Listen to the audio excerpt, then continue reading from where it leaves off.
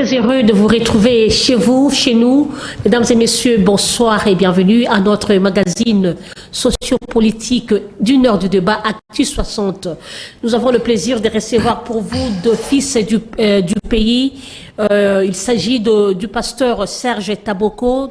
Il est cadre de l'ECD. Pasteur Serge, bonsoir. Bonsoir, madame. Nous avons Monsieur Maître Bob Lokwa, il est membre de l'UDPS. Maître Bob Lokwa, bonsoir. Bonsoir, madame. Avec mes invités, nous allons continuer toujours de parler sur la question de l'Est. Vous savez tous, une semaine après le conclave qui avait eu lieu à Nairobi, apparemment, il n'y a pas de changement.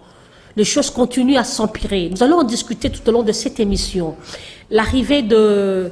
L'acquittement, plutôt, excusez-moi, de Vital Kamerhe, il a été acquitté. Vital Kamerhe qui a été condamné à 20 ans de prison après des procédures, après l'interpellation, après avoir interpellé certaines cours, la peine a été réduite à 13 ans de condamnation et voilà aujourd'hui, Vital Kamerhe est acquitté. D'entrée de jeu, nous allons aussi parler sur le retour de la relique de Lumumba ici en République démocratique du Congo. Je commence avec Maître Bob Lokwa. Maître Bob, comment jugez-vous l'arrivée de la relique de Lumumba ici dans notre pays après plusieurs années? Oui, merci beaucoup, madame. Je remercie le pasteur, mon co-débatteur de ce soir. Nous avons toujours dit, c'est pour nous une bonne chose, que Néfisque, un signe des reliques du président, du premier ministre Lumumba puisse regagner notre pays et que la cérémonie liée à la mise à terre de ces reliques puisse être liée dans notre pays pour permettre aux citoyens, à la population congolaise, de savoir quand même là où on a enterré notre premier ministre. Donc, depuis 1961 jusqu'à ce jour, cet événement n'a pas eu lieu. Et à ce jour, le gouvernement congolais a organisé cet événement. Nous pouvons que saluer et glorifier, donner l'honneur à ceux qui ont fait que la dent du premier ministre puisse regagner le pays. Mais ce n'est que la dent, ce n'est pas le corps. On devait quand même savoir aussi où était enterré le reste de son corps. Mais nous connaissons l'histoire de ce qui s'est passé par rapport à l'assassinat du premier ministre Lumumba. Aujourd'hui, nous ne pouvons plus parler de son corps parce que nous savons ce qui s'est passé.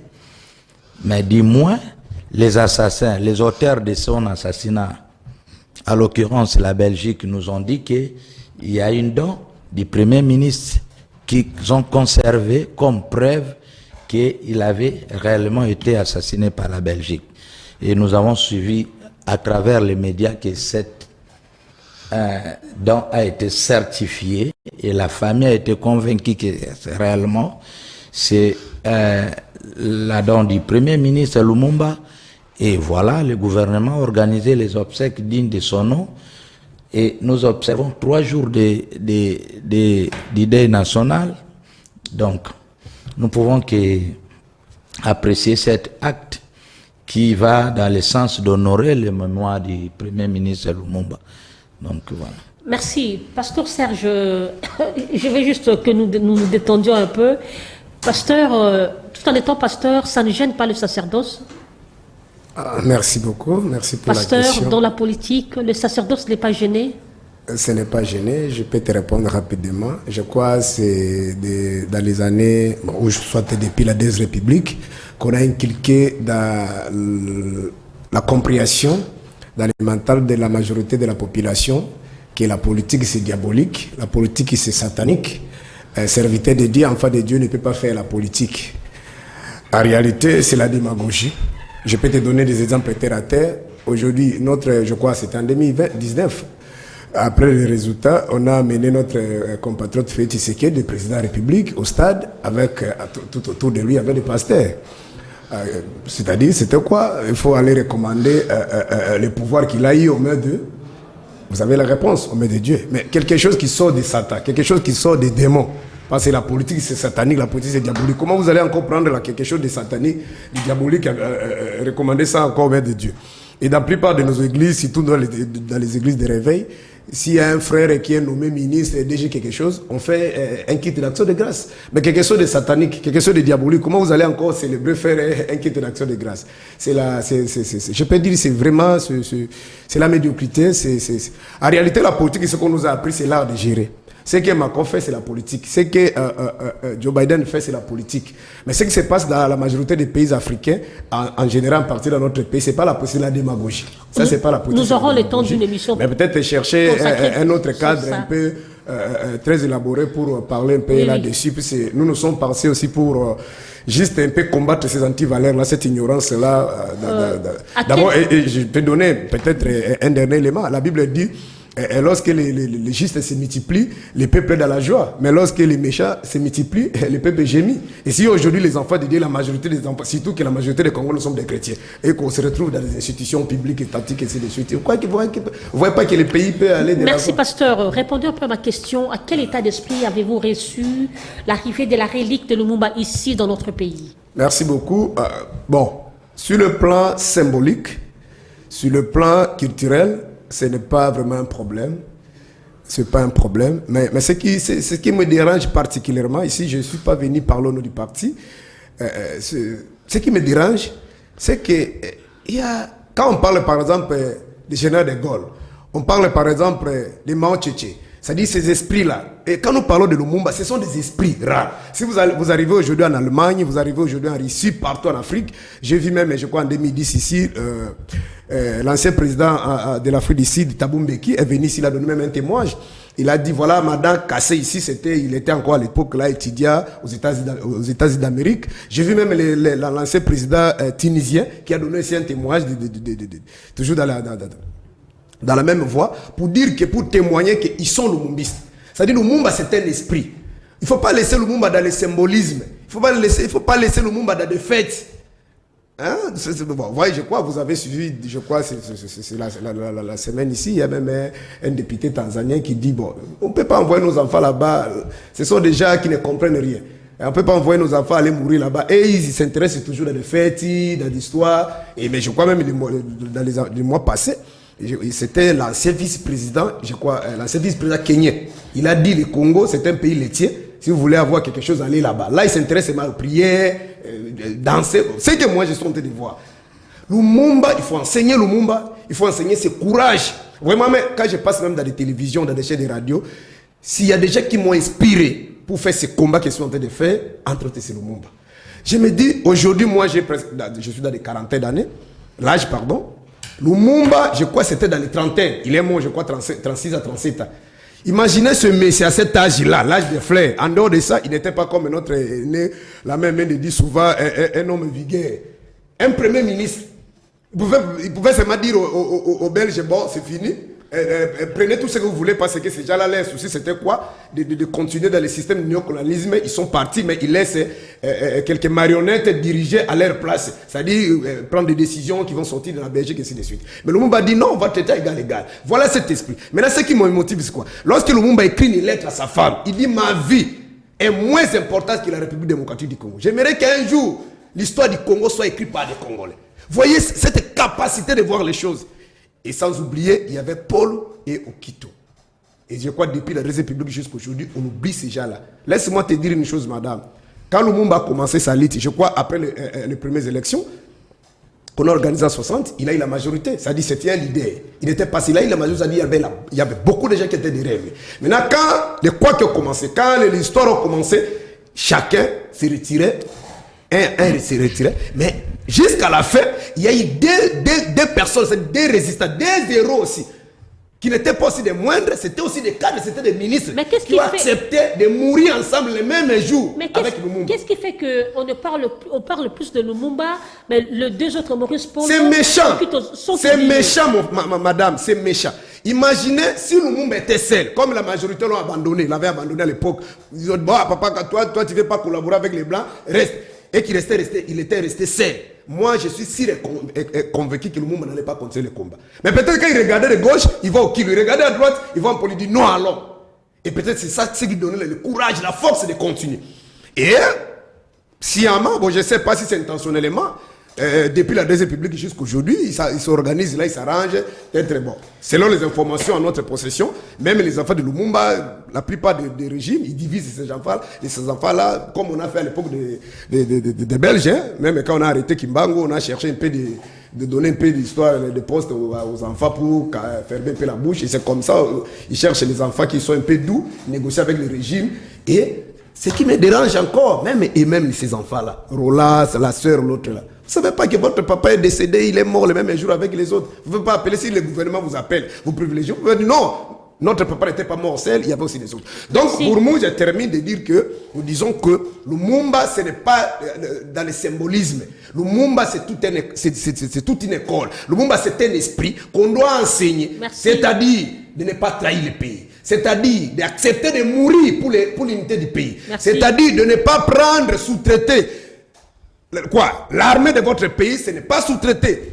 La sécurité de votre pays, donner ça aux petits pays ici de venir vous sécuriser. C'est ça le Lumumba. C'est ça le Lumumba. Et non faire de fêtes, faire de polos, de pagnes, sillonner le Congo. C'est pas ça. Maître Bob Lokwa, si nous pouvons entamer déjà le vif du sujet. Vital Kamerhe a été acquitté. Vital Kamerhe a été traité de tout le nom d'oiseau, surtout par vous, les l'UDPS, le voleur de la République. Il a été crucifié et voilà Kamerhe acquitté. Mais une chose qui attire mon attention, apparemment, l'état des droits était fondé sur l'arrestation de Vital Kamerhe. Votre réaction par rapport à son acquittement? Vous ne pouvez pas réfléchir de cette manière, madame. Comment fonder l'état de droit sur une personne? Non. Ça, c'est voir les choses d'une manière pas claire. L'état de droit existe parce que le pays a décidé de mettre la justice au socle de tout. Parce que le président de la République a compris que la justice élève une nation. Voilà pourquoi il a fait l'état de droit parmi les chevals de bataille de son quinquennat. Donc, concernant le dossier Vital Kamerhe, on ne peut pas, je voulais que ça soit clair que l'état de droit n'a pas été fondé sur la personne de Vital Kamerhe. Sur les chaînes de télévision, les états-majors de partis politiques de l'Union sacrée ne criaient que sur ça. C'est parce que Vital Kamerhe est arrêté. Vital Kamerhe n'a pas été, ou il n'est pas le seul qui a été arrêté ou qui continue d'être arrêté par la justice concernant le détournement, concernant les actes que nous avons déplorés depuis longtemps, qu'il y avait des intouchables dans ces pays, qu'il y avait des personnes qui ne pouvaient même pas répondre à une invitation de la justice. C'est différent avec le nouveau régime, le régime du président Tshisekedi, que la justice, l'état de droit, c'est une réalité. Que nous avons vu, du moins, un directeur de cabinet arrêté par la décision de la justice, placé sous mandat d'arrêt provisoire, déféré devant la justice et jugé en public. Voilà. Il n'a pas, ça n'a pas été que pour Vital Kamerhe, ça a été pour beaucoup de mandataires des entreprises publiques. Tout ce qui était arrêté là. Il y a les autres qui sont en prison et les autres ils sont en liberté. Quand on arrête les gens, ce n'est pas qu'ils meurent en prison. On arrête pour que chacun puisse répondre de ses actes, faire sa peine et puis bénéficier de la liberté qui est tout un principe. La liberté, c'est un principe de droit. Vous voyez? Donc, Vital Kamerhe a été jugé au premier degré. Le juge l'ont condamné à 20 ans. Il a formulé appel. Au second degré, le premier juge a décidé sur la réduction de sa peine à 13 ans. Et puis, ses avocats ont fait un pourvoi en cassation. La Cour de cassation a décidé de renvoyer la cause avec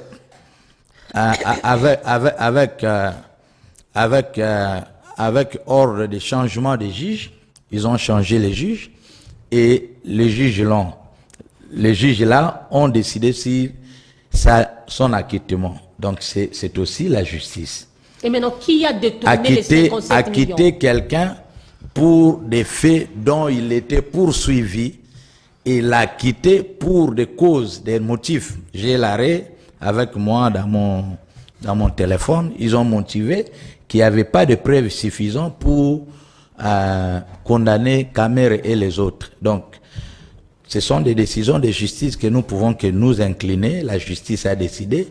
Vous ne pouvez pas oublier que dans notre constitution, il y a 3 pouvoirs et le pouvoir judiciaire a son indépendance de décider, de dire le droit, d'arrêter et de libérer, d'acquitter et de condamner. Donc, il a été acquitté par la justice. Nous pouvons que nous incliner parce que c'est une décision de la justice. Nous ne pouvons pas nous rebeller contre notre justice. Maître Bob, qui a détourné les 57 millions? Cette question, nous ne pouvons pas répondre. Nous avons attendu à travers les médias et nous avons vécu un procès des personnes. Parce que en justice, puisque vous êtes accusé, vous conservez aussi la présomption d'innocence. Alors, jusqu'à la fin du procès que vous allez savoir si vous êtes innocent ou pas. Maintenant, dans le cas de Vital Kamer, la justice a dit qu'il n'a pas détourné. Donc, on n'a pas crié qu'il a volé, d'autant plus que la justice a décidé autrement. Donc, qui a détourné l'argent des 100 jours? La question puisse être qui peut répondre à cette question? C'est la justice, mais la justice a acquitté les personnes qui étaient poursuivies. Vous ne donnez pas raison à ceux qui disent que le procès 100 jours n'était qu'une série de théâtre. Chacun est libre de dire ce qu'il pense. Ceux qui pensent que c'était une série de théâtre, ils sont libres. Mais nous savons que ces personnes-là ont été déférées devant la justice et la justice... Ils sont tous libérés. Mais ils sont libérés parce que la justice a estimé qu'ils ne sont pas responsables. Ce n'est pas une aventure de mauvais goût. Quelle aventure, madame? Vous voulez que quand on arrête les gens qui n'ont pas de preuves, il faut qu'ils soient absolument et obligatoirement condamnés? J'ai regretté moi aussi parce qu'on voulait savoir exactement qui était à l'auteur de ces détournements. Mais du moins, la justice nous dit que les personnes dont le procureur a déféré devant lui, ce n'est pas eux qui ont détourné et qu'il n'y avait pas des éléments. Et n'oubliez pas, l'acquittement ne dit pas nécessairement l'innocence. Non. On acquitte lorsque les éléments ne sont pas réunis. Mais cela ne veut pas dire que ces personnes-là sont à 100% innocents de ce qu'on les a reprochés. Mais du moins, ils sont acquittés pour défaut de preuves. Et puisque c'est une décision de justice, nous pouvons que nous incliner. Donc moi, je ne vais pas commenter sur cette décision de justice, étant donné que les juges qui ont dit les droits librement, et ils ont motivé leur arrêt par faute de preuves qui justifient réellement que M. Kamer avait détourné, bien que nous avons le souci de voir les choses évoluer mieux par rapport aux responsabilités de chacun des Congolais qui ont la responsabilité de gérer tel secteur de développement, telle somme d'argent et consorts. Mais la justice pour les dossiers de Vital Kamer et consorts a décidé autrement par rapport à nos attentes. Donc, si nous voulons respecter aussi notre justice, nous pouvons que nous incliner, puisque c'est elle qui dit la droit. Donc elle a décidé autrement, nous devons nous incliner. Vous reconnaissez au moins que cette façon de faire, de procéder, a mis en pâture notre justice, a remis en cause la faisabilité de notre justice? Non, madame. La procédure pénale est très compliquée et complexe. Il y a beaucoup de manœuvres par rapport à la procédure pénale. Lorsqu'on arrête quelqu'un, la présomption d'innocence est là. Lorsqu'on place quelqu'un sous mandat d'arrêt provisoire, parce qu'on estime que s'il est en liberté, il peut influencer la justice, ou soit sa fuite peut être à craindre. Voilà pourquoi on arrête et on attend que les juges puissent vérifier réellement les faits dont la personne est poursuivie devant le procureur général pour qu'il soit condamné. Et si les juges voient que Cette personne qu'on a condamnée au premier degré, on l'a condamnée, bien sûr, mais au second degré. Pourquoi on fait appel? Pour vérifier réellement si le premier juge avait bien dit le droit, si tous les éléments étaient réunis pour condamner quelqu'un. Bon, pour le cas de Vital Kamerhe, la cour d'appel a vérifié et il a vu que les éléments n'étaient pas suffisants.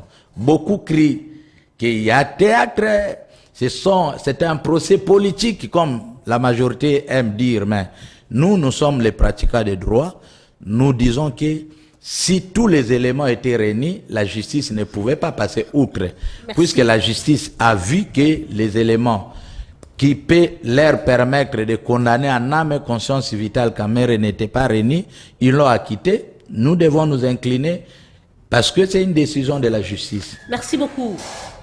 Pasteur Serge Taboko, nous avions eu le temps de suivre le procès de Vital Kamerhe. C'était le procès du siècle.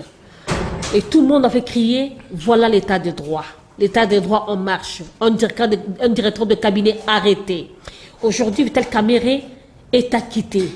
Quel jugement rendez-vous par rapport à son acquittement? Merci madame. Je crois avec beaucoup d'estime et de considération à mon co-débatteur. Je le vois en difficulté. Bon, peut-être s'il y a quelques Congolais, avec beaucoup de respect aussi, naïfs, qui pensaient que le procès de Kamerhe symbolisait l'état de droit. Avant même que le procès commence, moi j'ai vu, je crois, le cas de l'IDPS avec les militaires. Je crois il y a un jour, il a pris la nuit, le matin, et les tôles là qu'on avait clôturé là, étaient un peu éparpillés. Ils sont passés là-bas, on criait, les images existent. Hein. Moyibie. Même les jours là-bas, ils mettaient là-bas 4 mirés là. Quand il a été invité par les procureurs, je crois que vous êtes journaliste bien placé, on criait là-bas, Moyibie, tout ça. Bon, l'un de moi, je suis un intellectuel, en dehors de ça, je suis un homme de Dieu. Je ne peux pas dire dans ma bouche que Kamerhe est innocent et je ne dirais pas que Kamerhe a volé. Mais analysons ceux qui nous suivent, il faut comprendre quelque chose. Comme vous avez dit, c'est une série de ma famille. On vient de clôturer maintenant, je crois si peut-être la deuxième ou la troisième épisode, on vient de clôturer la dernière épisode. C'est la série, je crois, ou bien le film de Bangobo. Les Congolais ont compris qu'il n'y a rien d'inspiré dans ce régime. Allez maintenant dans l'essentiel.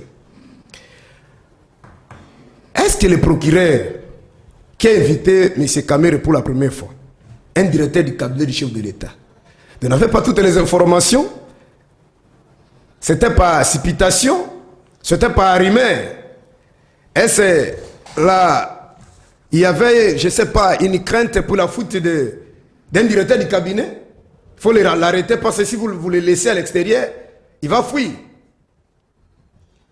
Bon, quand le procès a commencé, qu'on a dépensé des millions inutilement, j'ai vu un conseiller que je ne mets pas important, où l'état de citer son nom ici, qui dit on a sorti $1 million.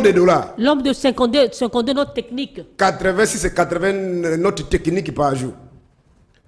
On a sorti $1 million dans un chassé de maquettes pour amener ça dans un hôtel ici qu'on ne va pas citer le nom. Et on a partagé ça comme ça. Et vous, quand on parlait même de 57 millions, lui il a dit non. Lui il est allé à la banque, c'était 66 millions. Donc, le fait de prendre même cet argent, de partager, il n'y a pas toujours l'infraction. Bon.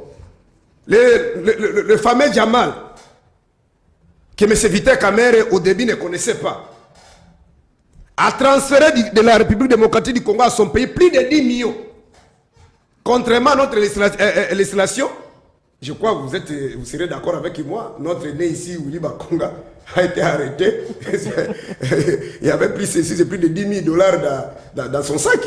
On a dit d'abord que c'était le sac de son enfant, mais on arrête Bakonga, son enfant d'abord c'était mangé. Bon, tout ça ce sont des spectacles du régime de l'Union sacrée.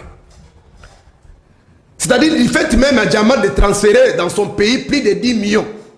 Ce n'est pas toujours une infraction. Dans le tombeau est vide, il n'y a rien. C'est pourquoi la majorité des Congolais sérieux considèrent ça, peut-être la troisième, quatrième, la dernière épisode de série Ma Famille ou de Mangobo ou de Rukuli. Et ce qui me fait mal, je vois surtout l'honneur du professeur Kalouba. Moi, je suis passé, je ne suis pas juriste, je ne suis pas passé à la faculté de droit, j'ai fait les sciences politiques et administratives, mais nous avons eu la chance en G3 et L1 d'avoir quand même un cours sur la procédure pénale. Selon vous, qui est la victime dans cette affaire? Mais vous avez posé la question à celui qui a l'union sacrée, celui qui gère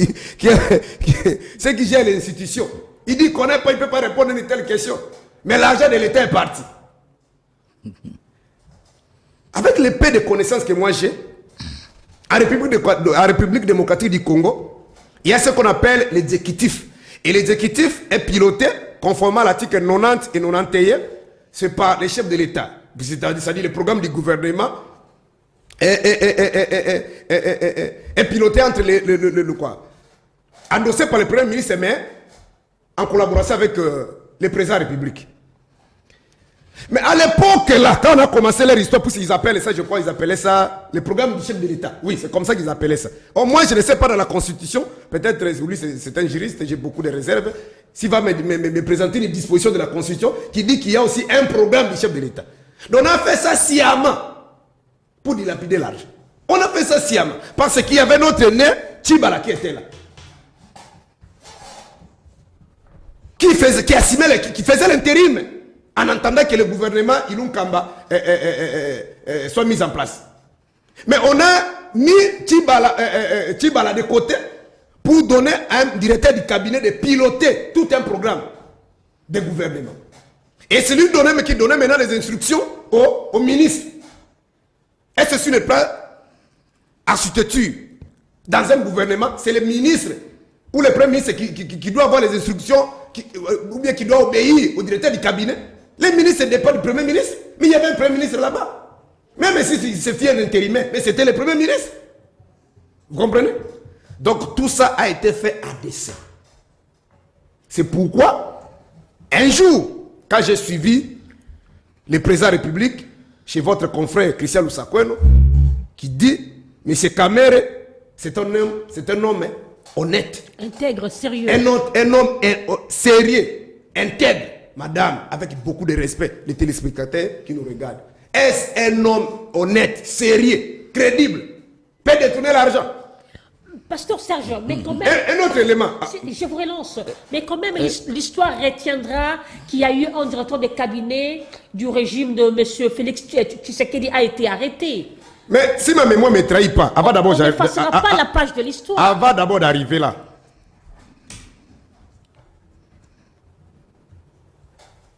Le chef de l'État dit qu'Amer c'est un homme honnête. La Bible dit ceci. Je crois qu'il a même évoqué ça au début. Je crois dans le livre des Proverbes chapitre 14. Je crois et je sais que notre président de la République c'est un chrétien. Proverbes chapitre 14, je crois le verset 34 dit ceci. C'est la justice qui élève la nation. Mais dans ces procès-là, malheureusement pour eux, le procès c'était en direct. M. Kamere a cité le nom du chef de l'État plus de 120 fois. Il dit tout ce que je faisais, c'était sous l'instruction du chef. On lui pose maintenant la question, concrètement, qu'est-ce que le chef vous a dit? Il dit, je ne peux pas venir étaler les secrets de l'État ici.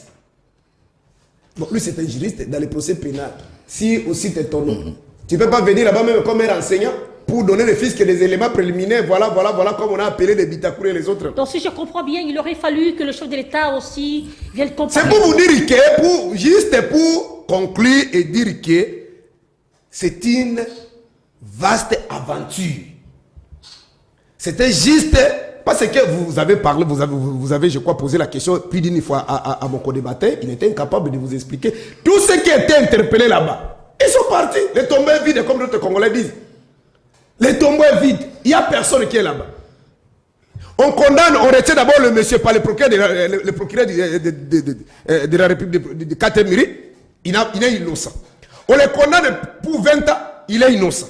Je crois il est allé en appel à travers ses avocats. On réduit à 13 ans. Il est toujours innocent. Et après, le tombeau est vide. Donc il n'a rien touché. Maintenant, qui a touché cet argent? Oh, c'est lui qui pilotait les opérations.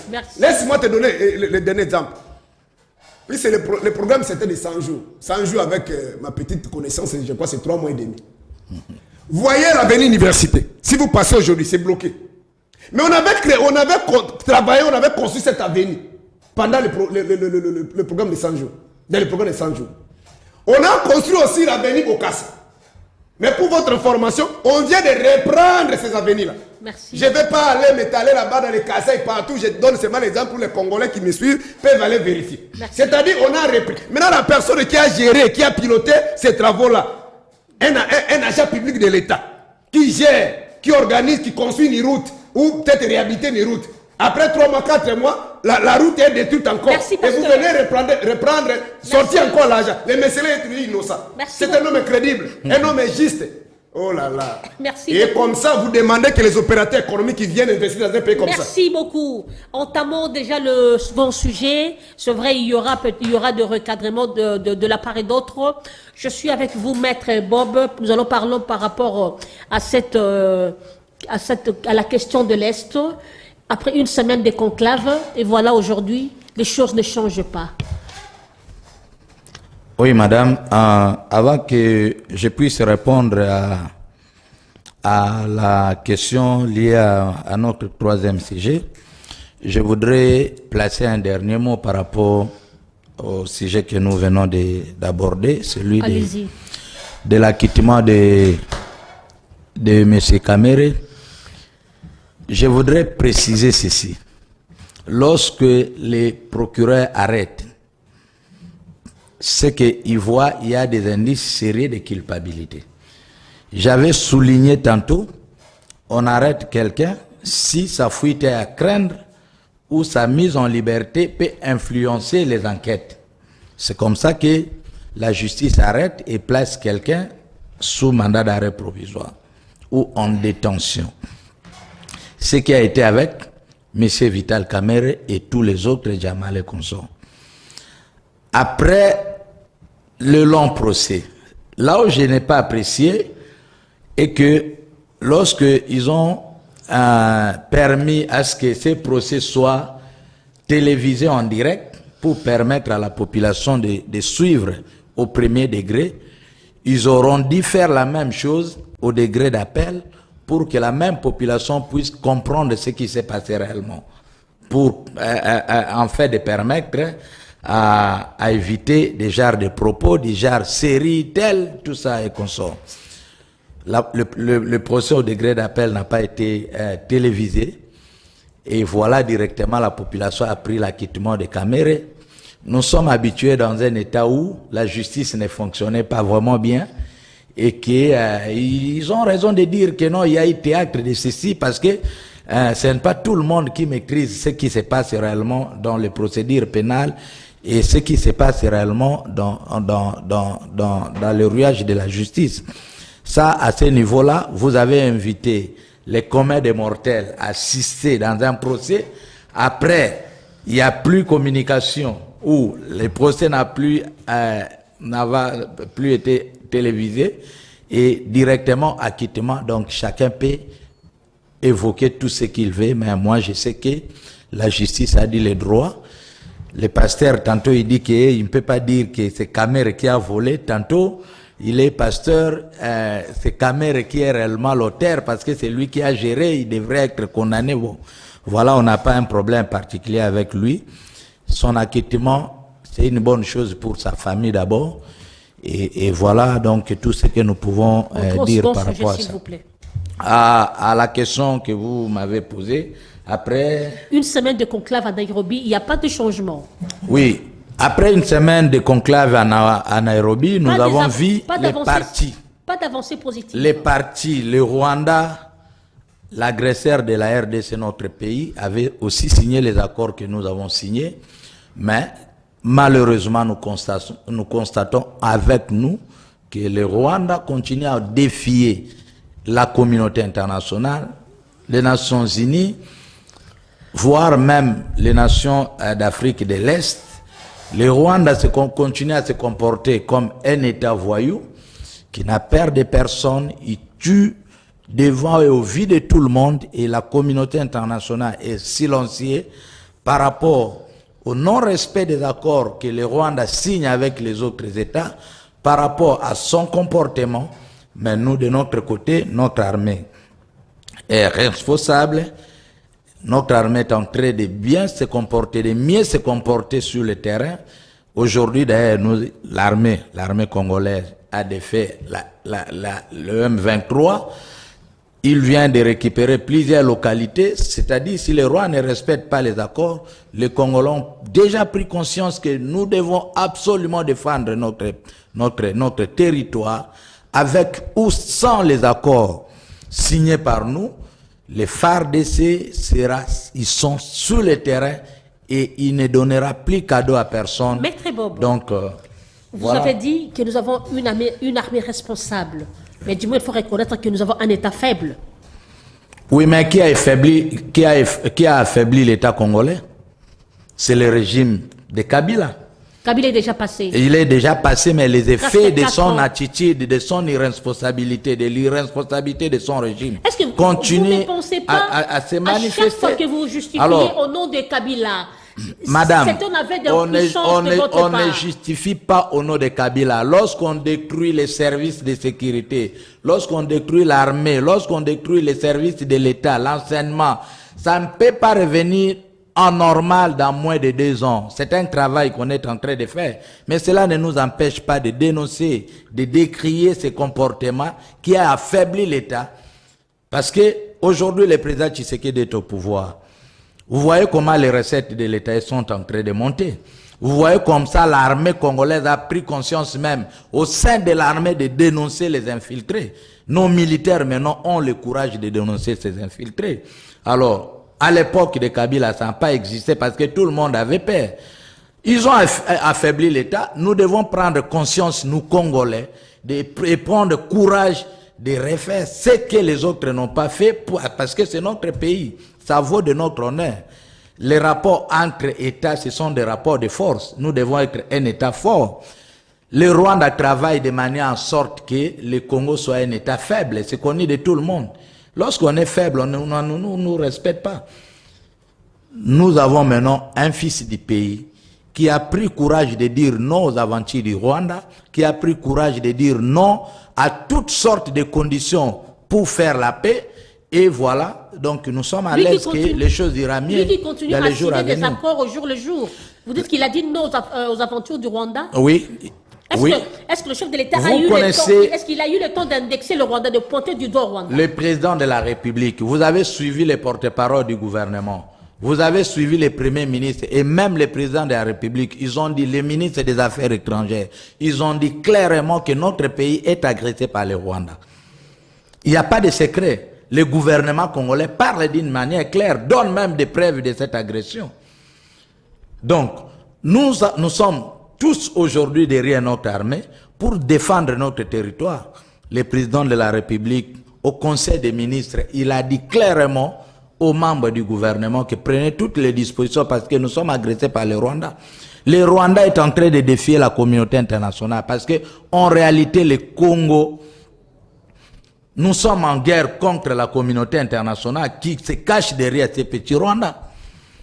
Alors, le Rwanda ne peut pas prendre courage, un pays de 14 millions d'habitants, pour agresser une nation de plus de 100 millions d'habitants et réussir cette guerre. Mais malgré le soutien indéfectible de la communauté internationale derrière le Rwanda, nous allons gagner cette guerre-là parce qu'aujourd'hui, au moins, tous les Congolais sont unis pour que le Congo gagne la guerre. Les gens meurent au jour le jour. Madame, le jour où cette guerre a commencé, Mouzé l'a dit, nous connaissons le jour où l'agression a commencé. Mais le jour où la guerre va terminer, nous ne connaissons pas. Du moins, nous sommes maintenant motivés, nous sommes maintenant conscients que nous devons défendre notre pays parce que le président de la République lui-même a pris position de ne pas laisser même une centime de notre territoire aux étrangers, au Rwanda. Donc voilà, nous sommes maintenant déterminés à défendre le pays. Si vous avez un leader qui ne dit pas les choses clairement, même l'armée ne sera pas en mesure de défendre la nation. Merci. Maintenant que nous avons un chef de l'État qui dit clairement à notre armée, le commandant suprême de notre armée, que notre ennemi s'appelle le Rwanda, c'est lui notre agresseur. Et nous devons préparer toutes nos armes pour protéger la partie est de notre pays qui est convoitée par sa richesse, par nos voisins. Merci et beaucoup. nous allons défendre le pays dans ce sens-là. Pasteur Serge Taboko, vous avez suivi scrupuleusement votre co-débatteur. Après une semaine du conclave qui avait eu lieu à Nairobi, la situation de l'Est ne fait que s'empirer. Que faire? Est-ce qu'il y a-t-il de l'espoir? Merci madame pour la question, mais je voulais, je crois, nuancer un peu quelque chose quand il a commencé là. Il a dit, le pasteur a dit que Kamere n'est pas volé, apparemment il condamne Kamere. Qu'est-ce qu'il veut dire concrètement? Concrètement, je voulais dire ceci, dans la procédure pénale, comme vous êtes juriste, on n'a pas mis en exergue les éléments ou des preuves matérielles que M. Kamere a détourné le montant X ou le montant Y. On n'a pas démontré le montant. C'est pourquoi on ne peut pas dire qu'il a volé, parce qu'on me posera la question, il avait volé combien. J'aurais toujours des difficultés à dire comme d'autres magistrats ou étaient incapables de le dire. Mais pourquoi il est coupable? Oui, il est coupable parce que c'est lui qui a piloté les projets du chef de l'État, les programmes du chef de l'État. C'est lui, comme on venait de nous confirmer qu'il est innocent, c'est à lui, M. Kamere, puis c'est lui qui a géré, de nous dire, il devrait nous dire que l'argent que vous cherchez, ce n'était pas moi, voilà, l'argent est ici, l'argent est parti là-bas. Ce n'est pas nous dire seulement que non, il y a des matériels là-bas à Zambie, à Tanzanie, et c'est lorsqu'on a donné à M. Djama l'argent. C'était pour nous montrer que les matériels soient à Zambie, à Tanzanie, au Bas-Congo. Non, c'était de nous construire, c'était pour les 3 mois construire les maisons préfabriquées. Donc, c'est pourquoi dans cette motion administrative, je sais comment ça se passe dans notre pays. Qu'est-ce qui se passe si quelqu'un veut voler l'argent? Il fait un programme là un peu fantôme. L'argent qui doit sortir pour une infrastructure, par exemple, de 10 000 $, on sort 100 000 $. On appelle une entreprise de copains, on dit, bon, prenez là-bas, on va vous donner 10 000 $ là, avec peut-être vous avez gagné le marché, le reste, vous nous retournez l'argent. Lui, là, non, c'est la responsabilité, comme s'il va faire un travail de 100 000 $. Oh, en réalité, c'est pas ça. C'est comme ça que ça se passe. Et lorsqu'on viendra maintenant contrôler, on voit que les noms des administratifs ne sont pas là.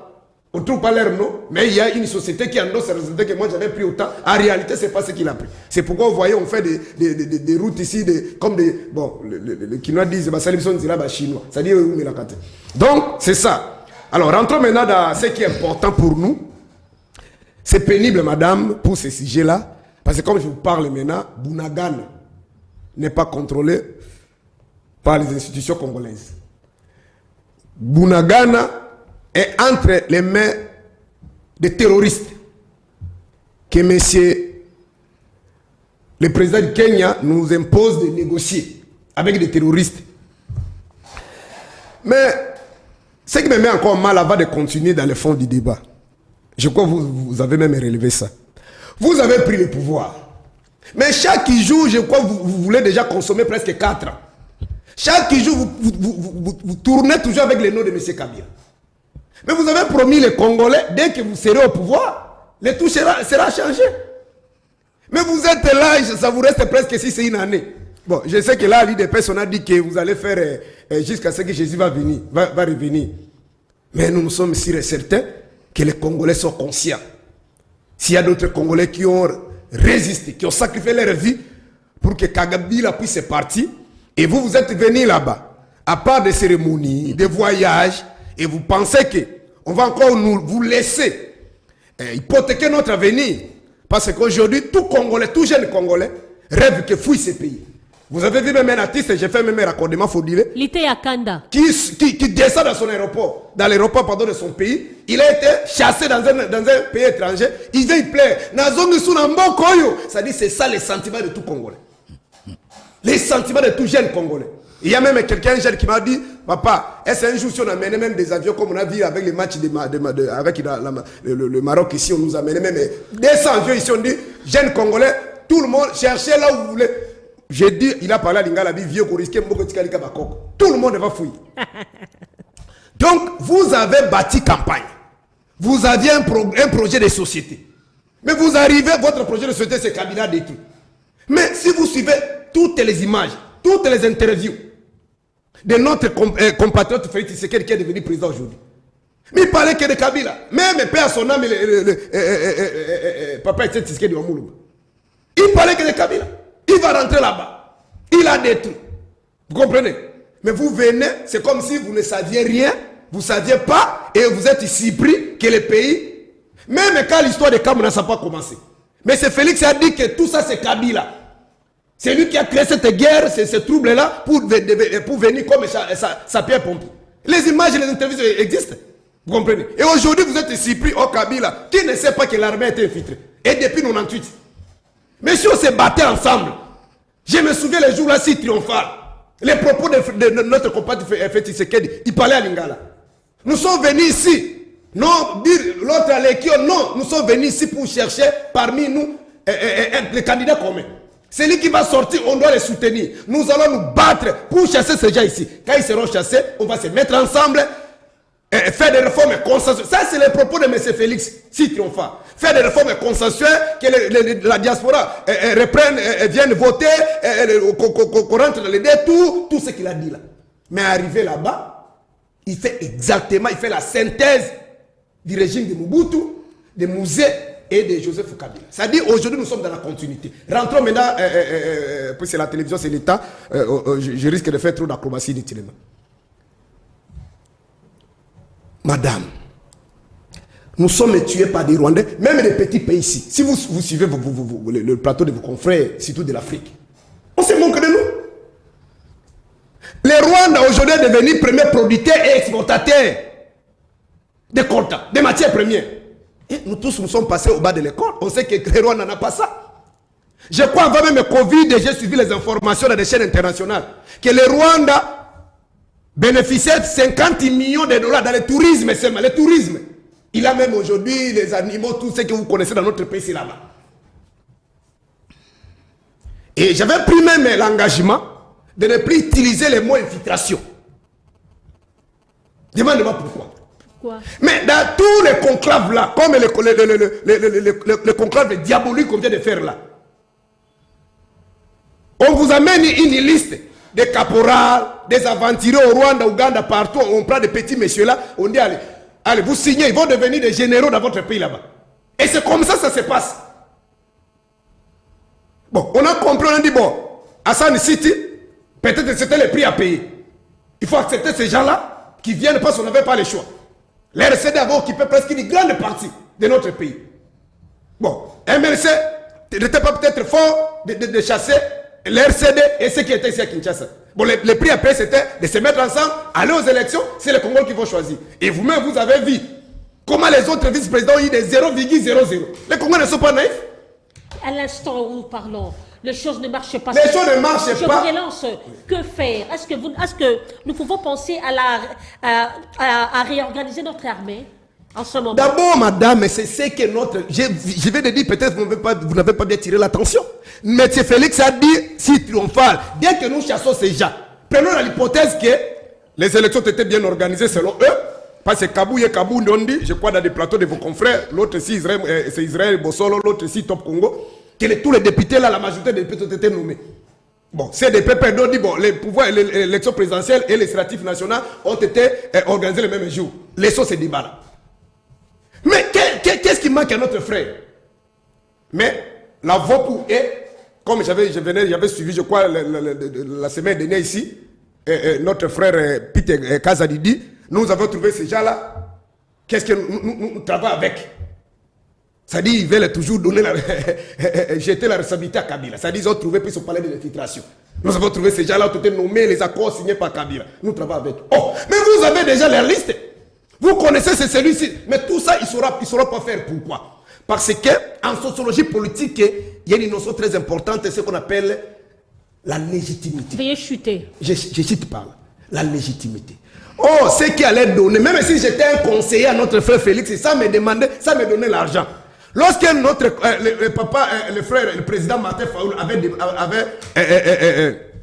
mis en place sa feuille de route pour la, crise de la sortie de crise, c'est à ce moment-là que notre compatriote allait saisir la balle au bon. Ah, venez.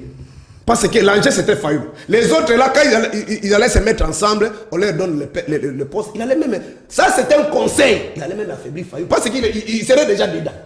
Mais pour eux, qu'est-ce qu'ils ont fait? Il faut faire ce que Mobutu faisait. Les 13 parlementaires, il faut débaucher. Merci. Je termine par là. Il faut débaucher. Puis je donne la solution. Il faut débaucher. Il faut éclater la mouka. Peut-être je serai fort. Comme Mobutu a fait. Comme Joseph Kabila a fait. Il a émietté MLC. Même l'idée de peste. Vous avez vu là, on prend même les médecins particuliers. Tout ça pour affaiblir les leaders. Oh! L'ennemi de M. Félix aujourd'hui, ça s'appelle pas Fayoulou. L'ennemi de M. Félix, ça s'appelle la misère de la population. Aujourd'hui, même si Fayoulou meurt, je te dis, je regarde la caméra, même si Fayoulou meurt, il y aura toujours des Congolais qui vont rester contre Fayoulou parce qu'il y a la faim, il y a l'insécurité. Or, la solution pour lui, il n'y a qu'une seule solution. C'est-à-dire, se mettre ensemble avec des forces vives sur le plan interne. Ça va nous donner d'abord la force sur le plan parce qu'il n'y a aucune armée, aucune bombe, je vous en prie madame avec beaucoup de respect, il n'y a aucune armée, même à décision massive, qui est plus puissante que le peuple. Avoir le peuple derrière lui, et ça va nous donner la force de suspendre ces gens-là, tous ces généraux-là. Parce que l'arrogance de Kagame, il dit communauté internationale. Quand nous signons les accords que ces gens-là entrent dans notre armée, dans la police et tout ça, il y a la communauté internationale qui est là. Merci beaucoup. Donc ça va nous donner la force et ça va permettre à mettre à genoux Kagame. Parce que Kagame nous nargue pourquoi? Il sait qu'il contrôle la sécurité de notre pays. Merci. Il sait qu'il a toutes les informations. Merci, il sait pasteur. que l'armée ne fonctionne pas bien. C'est pourquoi les autorités tremblent. Quand vous citez le nom de Kagame, il faut envoyer les gens au stade d'aller prier. Au moment où Kagame est en train de préparer autre chose. Merci. Maître Bob, vous avez suivi le pasteur. C'est vrai, nous tendons déjà vers la fin de l'émission. À ce stade, les choses continuent à s'empirer. Bunagana est toujours occupé. Que faire? Mais l'armée est sur le terrain en train de se battre pour reprendre le contrôle de Bunagana. Aujourd'hui même, l'armée a repris plusieurs localités. Je viens de suivre mon co-débatteur qui a tergiversé. Au lieu de parler de la situation de l'Est, il parle tantôt des élections de 2018, il parle tantôt des accords de Genève, tantôt il parle de la sortie des crises. Il n'y a pas de crise. Il n'y en a pas. Il y a la guerre, nous sommes agressés. Nous devons nous mobiliser pour défendre notre pays. Aujourd'hui, nous voyons certains hommes politiques de notre pays qui ne parviennent même pas à condamner l'agression. Parce que c'est depuis longtemps que ces personnes-là ont travaillé contre les intérêts du pays. Ils profitent à la guerre pour se faire des millions. Nous connaissons beaucoup des hommes politiques. Du moins, on a loué le courage de M. Martin Fayoulou, qui est un patriote nationaliste, comme nous tous, qui a condamné l'agression et il a parlé sans embâche que nous sommes agressés par le Rwanda. Bien que, par suite, il a parlé aussi de ces histoires de sortie de crise, de leadership, ceci, cela. C'est le rôle de tous les opposants de parler de cette manière-là. Mais du moins, nous sommes agressés. Il n'y a pas de crise. Aujourd'hui, s'il faut négocier, la RDC n'a jamais négocié avec les rebelles. Les accords de Nairobi, la RDC n'a pas signé avec les terroristes de M23. Nous avons parlé entre États parce que notre adversaire est bien connu, c'est le Rwanda. Et on a signé les accords avec les pays de l'Est, dont le Rwanda. Si le Rwanda ne respecte pas les accords, la Nations Unies a supervisé ces assises-là et ne condamne pas le Rwanda. Nous allons dire quoi? Nous allons dire que nous sommes agressés par la communauté internationale qui se cache derrière le Rwanda pour continuer à piller notre pays parce qu'ils savent qu'avec la paix, ils n'auront pas ce qu'ils ont l'habitude d'avoir. Le vrai problème, c'est l'infiltration de notre pays. Le mixage qu'ils ont fait, mixer notre armée avec les armées, avec l'armée étrangère. J'ai suivi mon co-débatteur qui parle pourquoi ne pas suspendre tous ces généraux-là. Mais l'histoire nous enseigne beaucoup de choses. Ça sera votre dernier mot. Lorsque Mouzé a osé de faire partie les gens que lui a amenés ici dans ce pays, nous savons qu'ils l'ont assassiné. Aujourd'hui même, beaucoup de Congolais travaillent pour l'intérêt du pays. Alors, il faut faire les choses proprement et lentement, pas dans la précipitation, mais du moins, nos militaires ont pris conscience qu'il ils ne peuvent pas gagner la guerre parce qu'ils sont infiltrés. Ils commencent à dénicher ces infiltrés-là. Ils commencent à dénoncer ces gens-là. Et aujourd'hui, ce sont les propres fils du pays qui combattent du matin au soir. Vous n'avez pas suivi que le M23, même son leader a été touché. Et c'est chaque jour qu'il connaît des défaites sur le terrain. Et notre armée est en train de progresser petit à petit pour récupérer les territoires récupérés. Donc, nous devons que soutenir l'armée, nous devons que prier pour notre armée, donner les moyens que nous avons pour notre armée et conseiller les autorités de recruter les jeunes qui sont ça et là pour que tous ces jeunes-là puissent prendre les armes et défendre l'intégrité de notre territoire, au lieu de chercher des négociations politiques, les accords politiques pour permettre à ces gens-là de rejoindre encore l'armée, de rejoindre encore la classe politique et de mener encore à notre nation la vie dire comme nous sommes en train de traverser aujourd'hui. Donc, soutenons notre armée, cela est mon tout dernier mot par rapport à votre émission. Merci beaucoup, Pasteur Serge. Votre dernier mot par rapport à notre sujet. Merci, je vous remercie madame pour l'invitation et merci aussi de me permettre de partager les mêmes plateaux avec maître. Je vous en prie. Merci. Le dernier mot, c'est que ces pays-ci nous appartiennent. Nous sommes tous des pèlerins, comme l'apôtre Pierre et l'apôtre Paul parlent, nous sommes des étrangers, nous allons passer. Qu'est-ce que nous allons léguer dans les générations, aux générations futures? Ce que je voulais dire aussi, surtout à maître, ce qui se passe, ce n'est pas la communauté internationale, c'est notre propre responsabilité. Je crois que vous avez suivi même les porte-parole de la MONUSCO, il a dit, il n'a pas vu aucun indice, il n'a pas vu les Rwandais se battre. Kagame et son régime, il fait ce qu'on appelle la guerre par procuration. Tous ces rebelles que vous voyez là-bas, ils ont des tenues, ils sont en tenue de FARDC. Ils sont alimentés par les institutions ici. Quand on pose toutes les questions là à Kagame, qu'est-ce que Kagame dit? Ces histoires-là, je suis pour rien demander ces gens-là. Même quand on a commencé l'histoire de M23 là, je crois en 2011-2012, il a dit c'est là-bas, il ne faut pas me demander ces gens-là. Donc Kagame fait la guerre par procuration. Il vous appelle, comme on vient d'appeler là-bas. Parce que l'instabilité de l'Est du pays, ça profite, ça crée, ça fait ce qu'on appelle le boom économique en Ouganda, au Burundi. Aujourd'hui, comme j'appelle là, je vous parle là, pardon, le président burundais a envoyé aussi ses militaires au Sud Kivu pour attaquer les rebelles. Les Ougandais viennent ici attaquer les rebelles. Les Rwandais viennent ici attaquer les rebelles. Mais là, les rebelles qui ont eu comme base arrière République démocratique du Congo, au lieu d'attaquer leurs ennemis, ils n'attaquent pas leurs ennemis, ils attaquent les pays. Comme je crois dans les années sous la Deuxième République, l'Angola, il y avait la guerre entre Eduardo Savimbi et qui c'est Savimbi et Eduardo. Mais la base arrière de Savimbi, c'était où? Aux Zaïre à l'époque. Est-ce que Savimbi tuait ici? Tous les militaires que vous avez vu, même des militaires qu'on a arrêtés là-bas. Vous avez vu l'image là, ce sont des rebelles de 1994. Parce que Kagame dit, il suit les rebelles qui ont, les Hutus qui ont fui aux Zaïre en 1994. Ce sont des rebelles montés. Et notre compatriote Félix, il sait ça. Merci. Chercher la légitimité interne, chercher la force interne. Merci. Et il sera fort. Nous allons bouter dehors l'ennemi. Les cas contre tout ce qu'il fait là, il n'y aura pas suite et il n'y aura pas solution. Merci, les compatriotes continuent toujours à mourir. Merci, pasteur. C'était un plaisir de vous recevoir sur ce plateau pour la première fois. Merci. Merci, maître Bob, d'avoir accepté notre invitation. Mesdames et messieurs, nous sommes arrivés à la fin de notre entretien, 1 heure du débat intelligent. Merci à vous qui nous suivez de partout. Que Dieu bénisse la République démocratique du Congo. Que Dieu bénisse nos frères d'essai et que Dieu garde son peuple. Au revoir, Inch'Allah.